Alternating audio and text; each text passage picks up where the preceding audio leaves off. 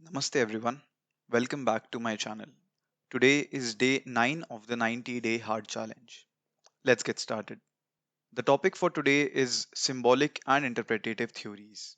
These theories are very important from the exam perspective and a lot of questions are being asked these years from these two theories. Now before starting, हमें ये समझना होगा कि ये किस background में arise करी. These theories arose in response to the structuralist theory. तो स्ट्रक्चरलिस्ट जैसे कि लेवी स्ट्रॉस जिनके बारे में हम बाद में पढ़ेंगे they used symbols to explain the development of culture and why a specific society has a certain culture, but they did not focus on symbolism in particular, which is why the symbolic and interpretative theories rose. So the two main proponents of these are Victor Turner on the left and Clifford Geertz on the right. Victor Turner gave the symbolic approach, whereas Clifford Geertz gave the interpretative approach. Let us study them one by one.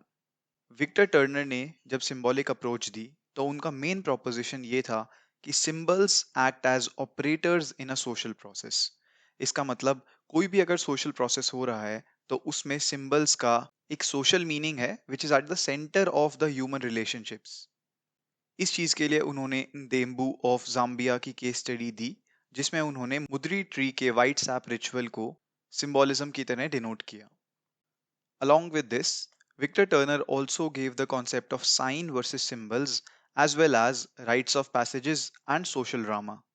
Do read about all of them and they are very important even as 10 markers.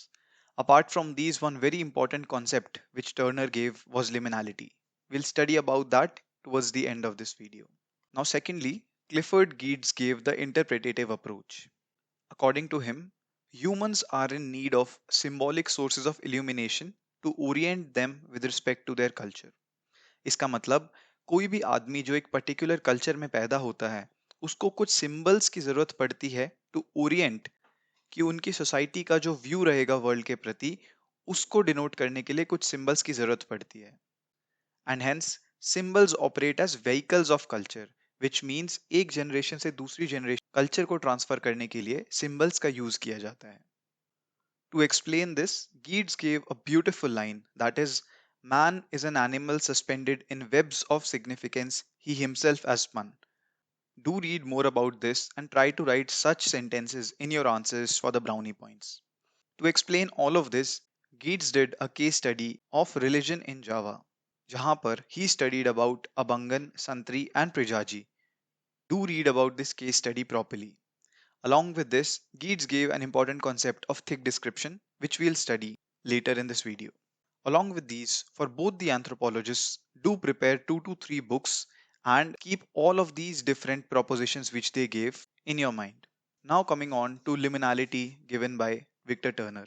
So firstly, Turner gave the concept of rites of passage. Rites of passage मतलब आप अपने life में किसी एक state या status से दूसरे state या स्टेटस में जाने के लिए कोई भी जो रिचुअल या राइट करते हैं उसको राइट्स ऑफ पैसेज कहा जाता है. फॉर इंस्टेंस अगर हम ट्रेडिशनल हिंदू सोसाइटी में देखें तो वी हैव एन उपन्यान संस्कार जिसके थ्रू बोला जाता है कि एक बच्चा और a kid moves on to a student life. Thus, rite of passage brings about a change from one state to another state. However, ये instantaneous नहीं होता है and many times between this change happens from one state to another state, there is a period where there is ambiguity about the status, which means ना आप पहले वाले state में हो और ना ही दूसरे वाले state में हो, but you are somewhere in the middle. This, according to Victor Turner, is called the liminal stage. For instance, if I give a very common example, जो सभी एस्पिरेंट्स का ड्रीम होता है that is LBSNAA, that can be called as a liminal stage because ना उस moment पे आप aspirants रहते हैं एंड ना ही आप फुली आईएएस बन चुके होते हैं. You are somewhere in the middle and this stage can also be called as liminal stage. Along with this, the second most important concept which we have is that of thick description by Clifford Geertz. Now, this was an excellent concept which actually changed the course of symbolism in the study of culture in anthropology. According to Giddens हम किसी भी society की culture की जब study करते हैं तो then merely by observation from a distance हम किसी भी प्रोसेस का मीनिंग नहीं समझ सकते हैं because the meaning of any cultural process can only be seen in their own cultural context.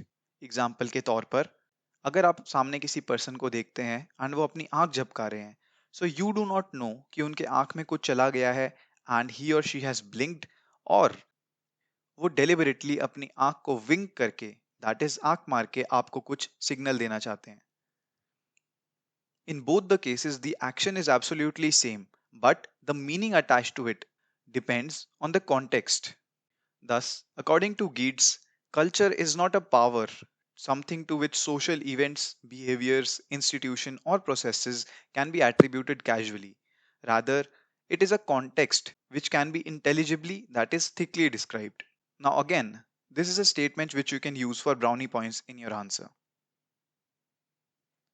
Moving on to the specific case study done by Geertz, we see the Balinese cockfight.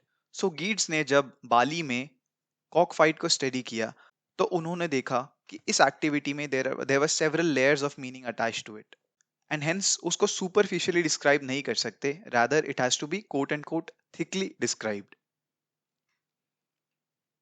तो गीट्स ने ये देखा कि Kock fight को जो बाली के elites थे वो उसको एम्बैरेसिंग समझते थे, एंड हेंस गवर्नमेंट ने भी उसको इलीगल डिक्लेयर कर दिया था.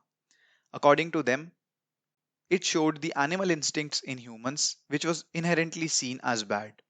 However, when he studied the rural society, वहां पे इसको ऐसे नहीं देखा जाता था. The rural society saw this as the animal side of man, which is actually unavoidable. आप में से काफी लोगों ने यिन यांग के बारे में भी सुना होगा, which denotes the good and bad, जिसके बैलेंस से ही एक अच्छी लाइफ जी जा सकती है. Hence, in the rural societies, cockfights were common. However, it was not only a fight between cocks. There were complex cultural connotations to the cockfight. For example, Geertz ने देखा, usually there were two or more factions which were betting against opposite sides. For instance, let's say आप और मैं एक एक large बेट place करते हैं. तो आप कॉक नंबर ए पर और मैं कॉक नंबर बी पर अपने पैसे लगाता हूं. Thus, we will be the two main parties. But हमारे अलावा भी there will be hundreds of small bets which will be going on side by side. But उनका significance हमारे bet से जितना नहीं रहेगा. Usually, आप और मेरे लार्ज बेट लगाने के पीछे हमारी एक इनहेरेंट फाइट या डिस्प्यूट रहेगी, and the amount that we bet is signifying the importance of that dispute. कौन इस फाइट में जीतता है डज नॉट टेल कि हम दोनों में डिस्प्यूट में कौन जीत गया. रादर द क्वांटम और the amount of bet that we put only shows कि वो डिस्प्यूट हमारे लिए कितना जरूरी है. फर्दर, अगर आपने न्यूअर सोसाइटी ऑफ अफ्रीका की स्टडी की होगी, so there we have blood feuds. That is, अगर दो ट्राइब्स के बीच में फाइट होती है, सो एक ट्राइब के लोग अपने मेन पर्सन को बचाने के लिए लड़ने के लिए भी तैयार रहते हैं, which are called blood feuds. Similarly in Balinese cock fight, the person who bets a bigger amount, उसके साथ साथ जो उसके किन्समैन है, दैट इज उसके रिश्तेदार हैं, they would also put on the same bet in order to show their support. Further, Geertz ने सोशल हायरार्कीज को भी ऑब्जर्व किया. He saw कि women or socially disadvantaged people were not even allowed to participate in this betting. Further, जो बड़ी bets लगाते थे, that is the main players, they were both respected and politically involved. Thus, जैसा कि आप देखेंगे कि एक normal cock fight के पीछे भी there are several layers and layers of meaning, which is why हमें उसे काफी depth में पढ़ना पड़ता है, which we do by using thick description. Along with these two, there is also David Schneider and Mary Douglas. Do study about the taxonomical approach given by David Schneider, as well as the group versus grid and cultural theory of risk given by Mary Douglas. That's all for symbolic and interpretative theories. Do remember कि UPSC के trend के हिसाब से UPSC is shifting more towards the contemporary, that is the later theories mentioned in the syllabus rather than the initial ones, जो कि classical evolutionism functionalism है. Thus, do prepare all of these theories as well as the important concepts like thick description in depth in order to tackle all the questions. That's all for this video. See you all soon. Jai Hind.